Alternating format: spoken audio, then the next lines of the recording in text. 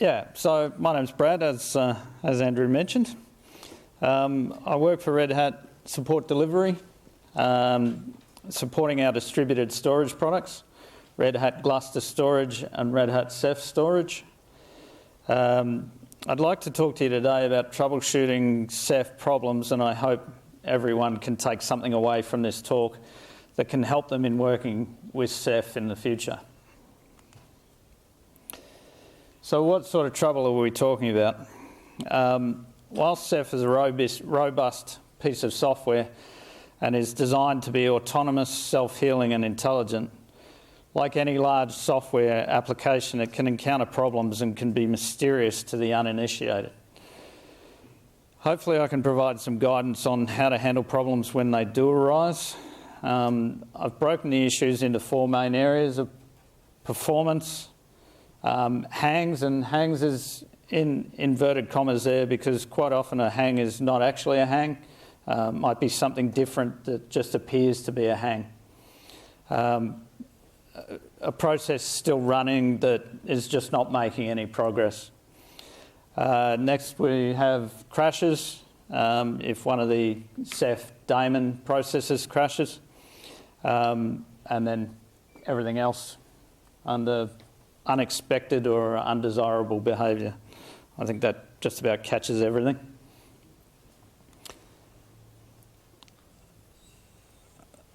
Performance. When dealing with performance, it's important to establish a baseline so that we know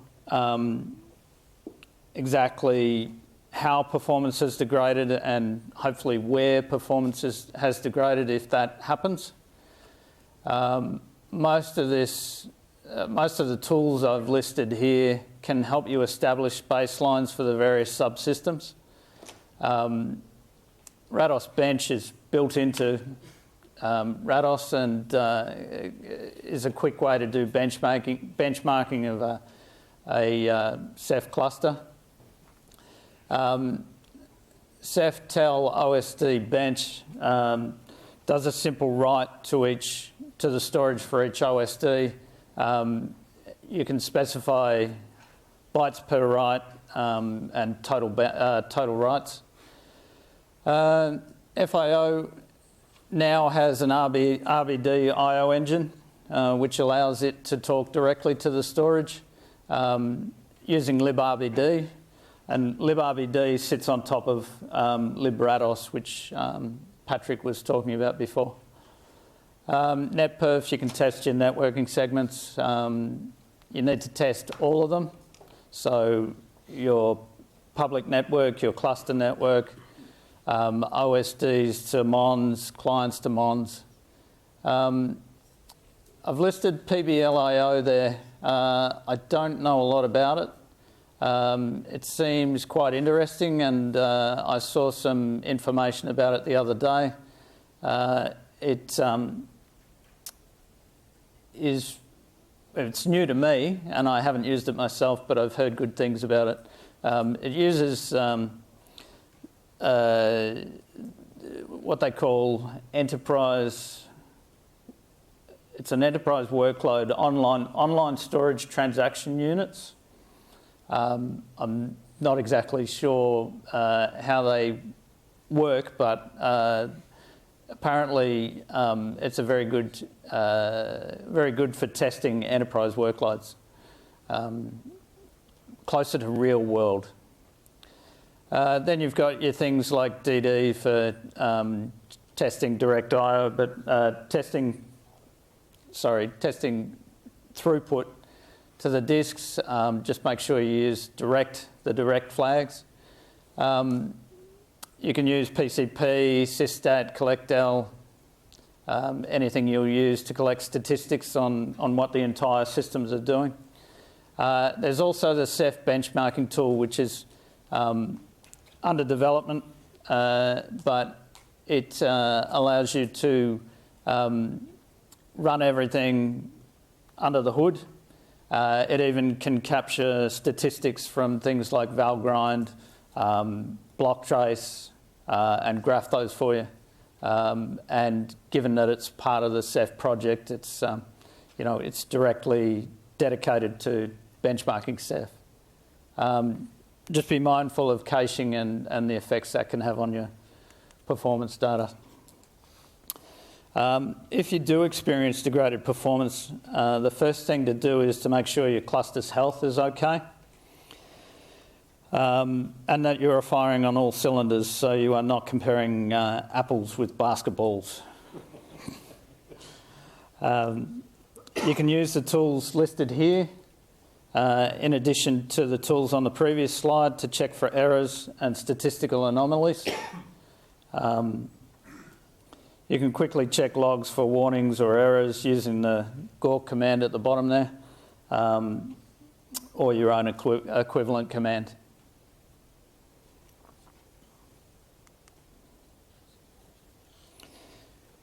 Slow requests. A request is considered slow within the cluster if it takes greater than 30 seconds to complete by default, although that is tunable as of a recent commit. If you're seeing these in the logs, you should check the health of the cluster and check the indicated hosts for problems that may be affecting performance.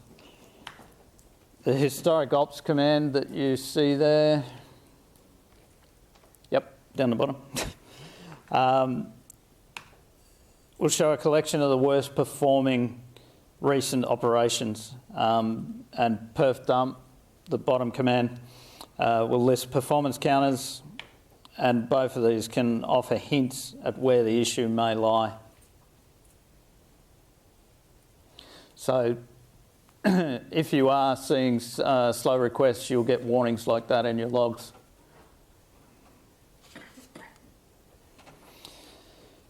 Moving on to hangs.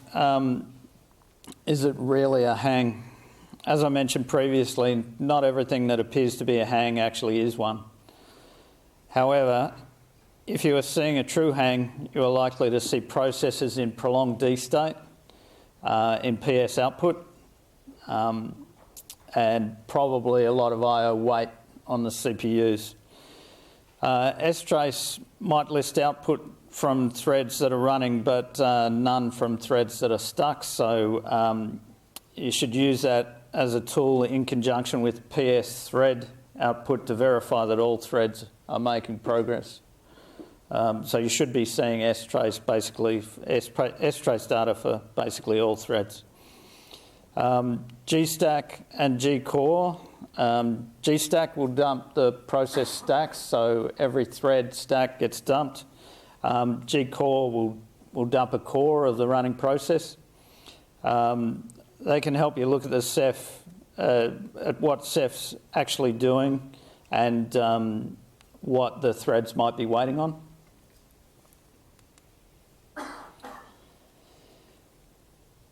If you do have processes in D state, that's an uninterruptible state within the uninterruptible sleep state within the kernel. So we need to get information from the kernel on what those threads are actually doing and what they might be waiting on. sysrq invoked with the T trigger outputs a stack trace for all threads executing in kernel space to syslog. We execute it twice with a 20-second delay, although that's an arbitrary delay, in between to verify the threads in question are in long-term D state and not just in a transient state, as a transient D state is normal. Processes are fleetingly in D state as they're doing I/O. That's common. The line in blue is a real-world example, and here we see that we may have a problem with the XFS file system or the storage layer below it. The red D is your D state indicator. If you have if you're seeing a lot of these and it's difficult to determine what's going on, it's not obvious from other data that you've collected, you may need to collect a VM core. VM cores are probably beyond the scope of this discussion, quite a big area to get into. And if you have to go to that length, You may require assistance from your support organisation unless you have those skills in-house.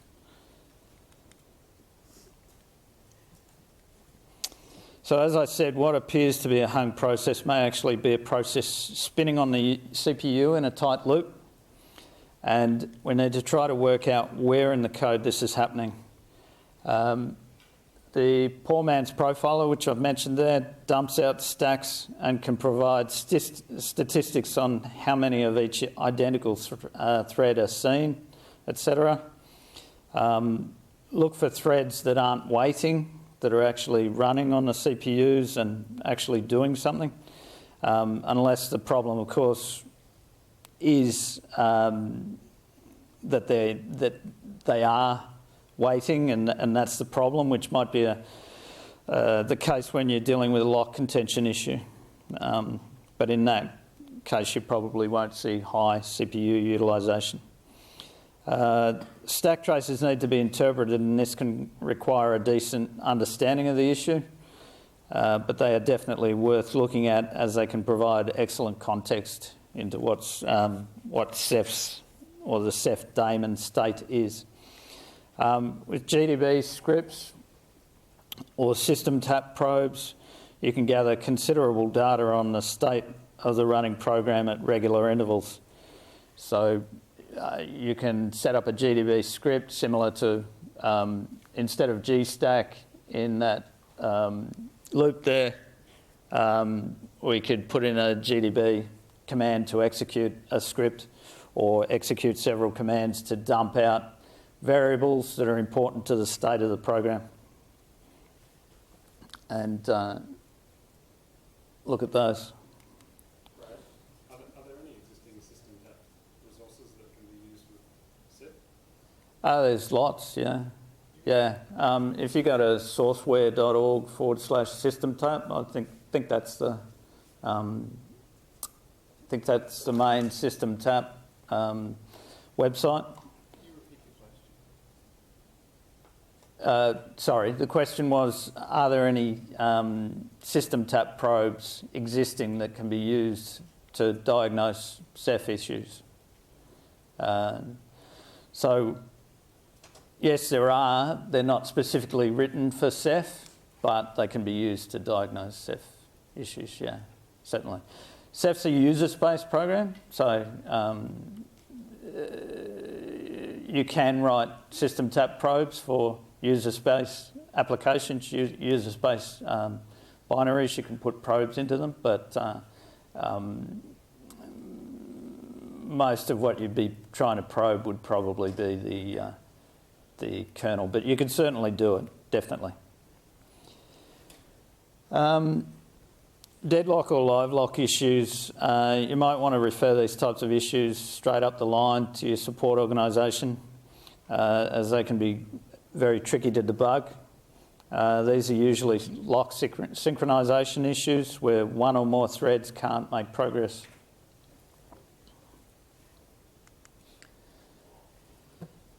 Crashes. When Ceph detects a crash or a failed assert, it will try to dump as much information as it can about the issue to the log of the process. The note about object dump should always be logged. So searching for OBJDUMP, object dump, should find crash dumps in the logs quickly. In this example, we've hit the suicide timeout because a thread has not been able to make progress. We can see this. As an assert by the assert in red there. We've called the assert function, and that assert has failed. That assert is always going to fail. The hash in green represents the Git commit that this Ceph version was built from, and the version number is shown there in blue. And they can be important, and I'll mention them later on. You can also see this information by running Ceph-v. Ceph-v will show you the version of Ceph, but it'll also show you that SHA1 hash which indicates what commit that version of Ceph was based on. We can also see the assert occurred on line 79 of heartbeatmap.cc.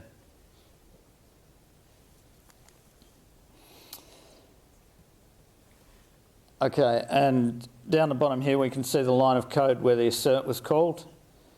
The code logic has checked the suicide timeout and has determined it has been exceeded, and this is considered to be a fatal problem and that the process cannot continue, so we programmatically terminate the process. So the developer has done this on purpose. He said if we exceed that timeout, I'm going to call this assert, and this assert is guaranteed to fail. This assert will always fail. So it's like it says, it's committing suicide. There are many thousands of examples of assert calls like this in the code base. They're not all asserts that will fail every time they're run. Most of them are testing for certain values, and if they are outside of a range, then the assert fails. They protect the process against corruption and unexpected values, which may cause further corruption, and they should not be seen under normal operating conditions.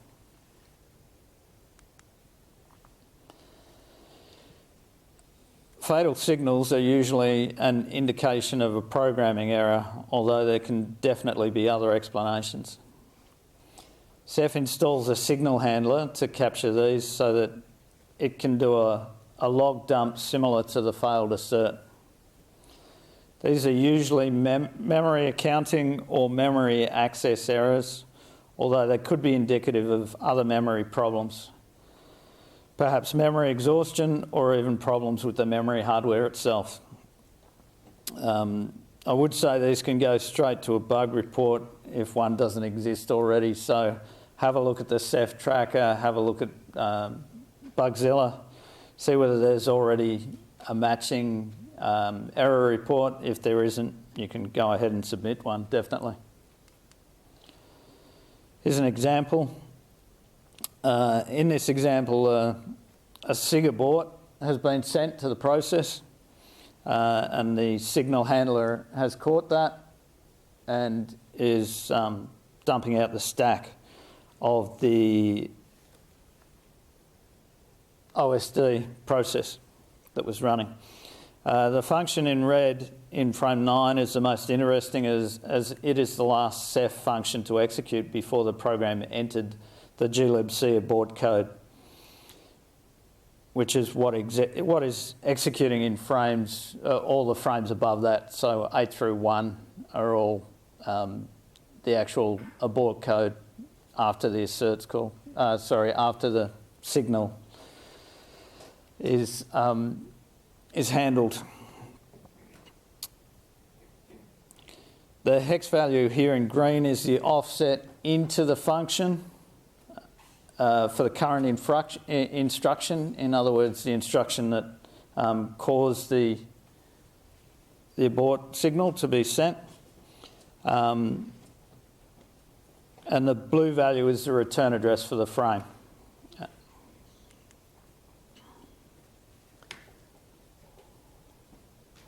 We can get more information by using some tools on the crash based on the information we extracted from the log crash dump in the previous slide.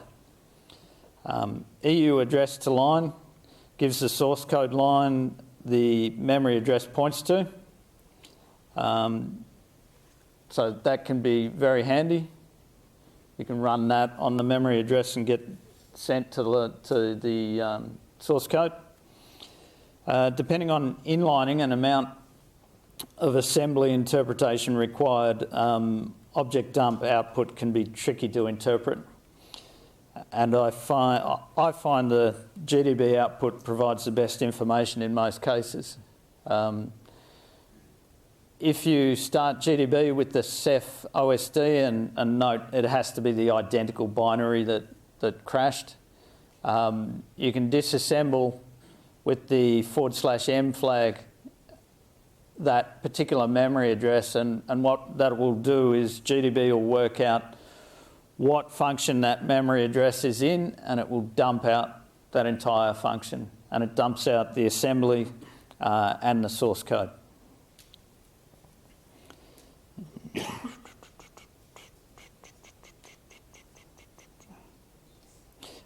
In order to do this, you need the debug info package for Ceph loaded.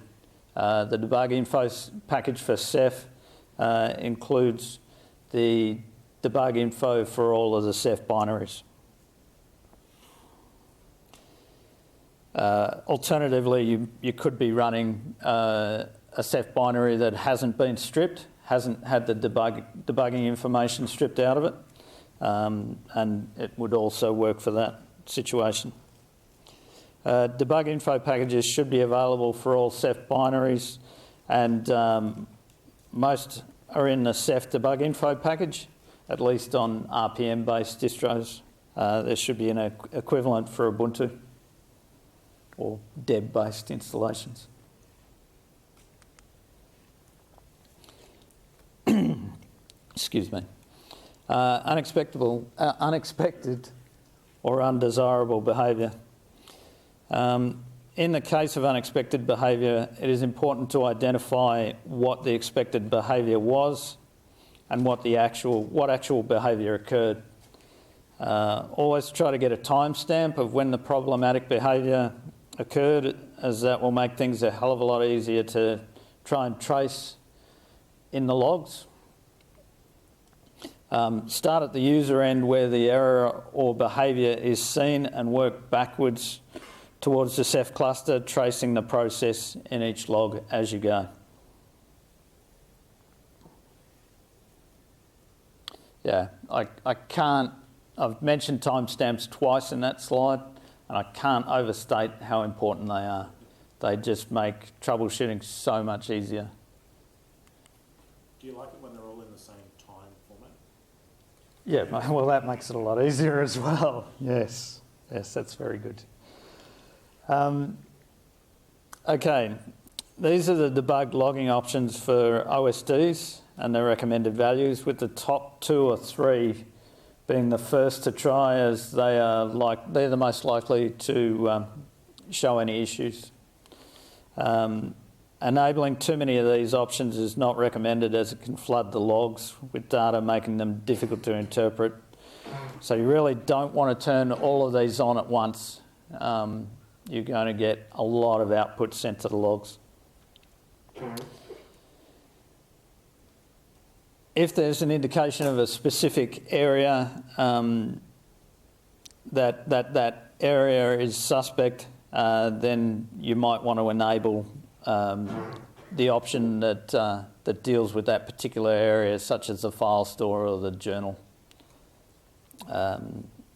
That may be warranted if you've positively identified that particular area is the problematic one. Same for the mons, and once again, the top 3 are probably the ones that you'll need. Top 1 obviously is for debugging normal monitor transactions. Second one's messaging. Third one is the Paxos, or the implementation of the Paxos algorithm, which Paxos is used by the Ceph cluster to maintain quorum within the mons.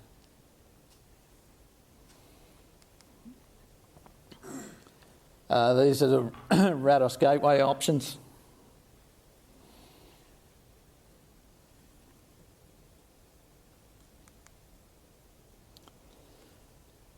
And these are the debug options for the MDSs. So if you're running Cephfs, you're going to have MDSs. So these are the options to debug those. Probably say the top 2 are probably what you'd start with.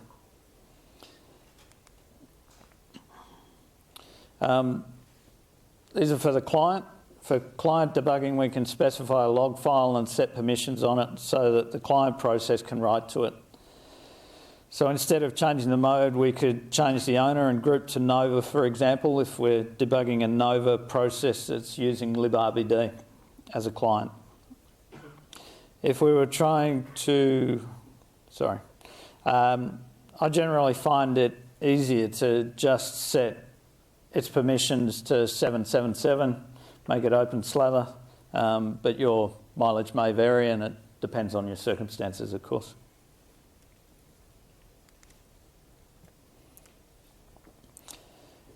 OpenStack. OpenStack issues can be difficult to debug sometimes due to the number of separate processes involved and the amount of logs. Sometimes the actual error does not get passed up to the higher level intact, so the error you end up with is not really representative of the issue. A timestamp is pretty much essential in these situations so you can follow the entire transaction through the logs from end to end. You may need to turn up logging verbosity for all processes involved or each in turn in order to get to the bottom of the issue. You may find the problem is in OpenStack code rather than it being a Ceph issue. So, in other words, you might start at the Nova level, trace it down to Glance or Cinder, and it stops there. You find the actual error there before it ever gets to the RBD level or the Ceph cluster.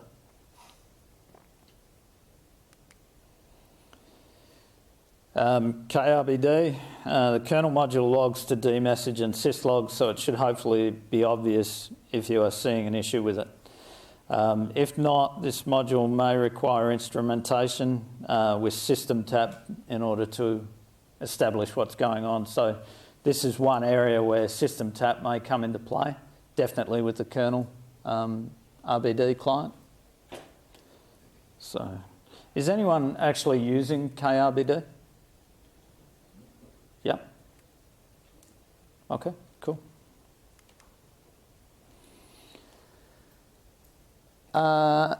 The log settings that I've shown you up to this point require a restart, except for the client, where client processes, because they're fairly transient, don't need to be restarted.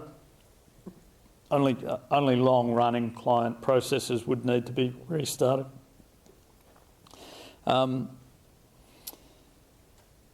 So with the options I've given prior to this, you'd put them into your ceph.conf and then restart your daemons for them to take effect. In order to change these settings immediately without requiring a restart, you can use the ceph tell command, as I've given some examples there. This invocation would enable debug logging for all OSDs in the cluster,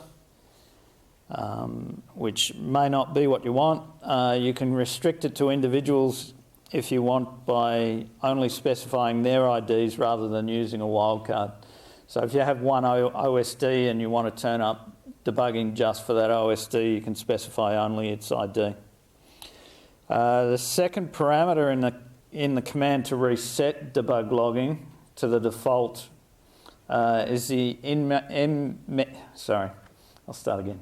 in-memory log level, and you can see that after the / in the bottom command there. So you're actually specifying a pair, 0 and 5. Ceph creates a copy of the most recent log entries at the specified verbosity in that second field there, in memory. And that's what gets dumped into the log in the event of a crash. So if you're logging normally with Ceph and it crashes, it will dump out the stack trace, which I presented in one of the earlier slides. But it also dumps out recent history of its logs, and those logs are shown at a higher verbosity level by default than what you would have set by default, which is 0, just normal logging. The source code highly valuable resource, very important when you're trying to troubleshoot issues. You know, you can learn so much about an issue by looking at the source where an error message is being produced, or reading a particular suspect function. So to access the upstream source code, we just clone the Git repository, and then we can check out the version of the source we need either by using the SHA1 hash of the commit, or by using the version tag. This gives you the source code as it was at the time of that release and should match the source of the binaries you are using. So when you're looking at the source code, try to always match up the source code version to the binary version that you're using. Otherwise, it can be misleading and pretty confusing. For downstream source, you can download the source package, install it, and use the rpm build command to prep the source and apply the necessary patches in the RPM. Afraid I'm fuzzy on how this works for Deb-based distros, but I'm sure there are equivalent commands on those to accomplish the same end. Has anyone done this, actually, like downloaded a Debian source package and prepped the source to get the source tree for a Debian binary? Anyone using Ubuntu? You have, so you understand the process? I might get you to explain it to me. Well, I'm interested. Just a brief overview. I'm just interested in the process because obviously we're supporting people on Ubuntu, and for someone who's had both feet firmly in the Red Hat camp for the last 5+ years, Ubuntu is a little bit of a mystery to me. So, once you have the source, you can grep for error messages, inspect functions of interest, and generally browse the source. I find Vim with the gtag plugin pretty good for browsing the Ceph source code and jumping straight to functions, macros, structs, and classes. It allows you to navigate the code base and jump between files quickly and efficiently. So the gtag module is the GNU Global Tags module. Really good for jumping around source code in Vim. Works for C, C++, Java. C++ isn't quite as good as C, but still very usable and very handy. A lot better than trying to jump around in the files without it. I should mention, I guess, most of the Ceph code base is C++. So that's what you'll be reading most of the time, although the kernel module's written in C, a lot of other utilities and Ceph deploy and things like that are written in Python. So, resources. I hope I've given you some ideas for looking into Ceph issues as they arise, but it is important to realise that you're not alone and there are various sources of help available. Don't be afraid to give a shout out on the mailing list or the IRC channel. You can also check the Ceph bug tracker and Bugzilla to see if your problem is a known issue. There are also some excellent troubleshooting docs under the Ceph storage cluster section on docs.ceph.com.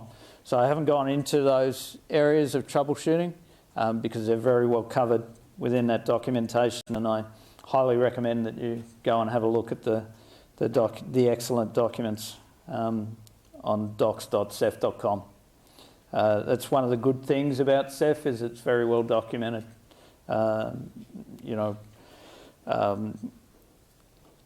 It's something that's very difficult for a project to keep up to date.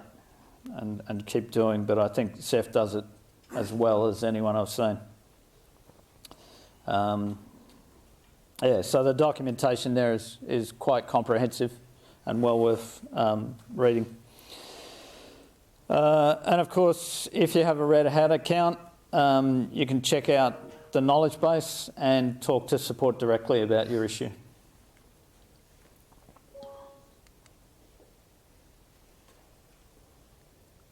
What a lovely font. Did someone change that on purpose, or did it just... I was a bit concerned it wasn't in English for a while there, but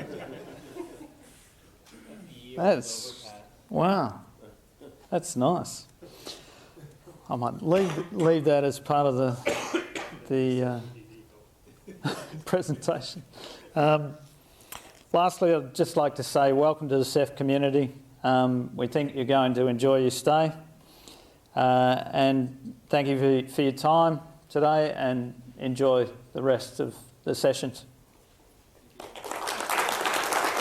Thanks very much.